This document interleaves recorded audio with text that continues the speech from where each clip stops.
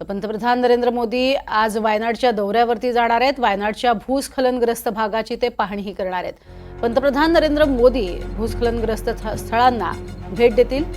30 जुलै रोजी वायनाडच्या चुरलमाला आणि मुंडक्काईला इथे मोठ्या प्रमाणात भूस्खलन झालं होतं आणि या दुर्घटनेत शेकडो लोकांचा मृत्यू झाला।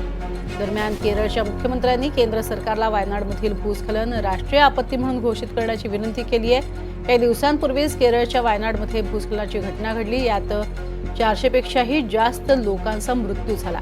शेकडो घरं ही अक्षरशः गाडली गेली। दरम्यान पंतप्रधान नरेंद्र मोदी हे वायनाडचा दौरा करणार आहेत आणि भूस्खलनग्रस्त भागाला भेट देणार आहेत। मोदी या परिसराचे हवाई सर्वेक्षणही करतील। 30 जुलै 2024 रोजी केरळमधल्या वायनाड जिल्ह्यात अतिवृष्टीमुळे हे भूस्खलन झालं होतं।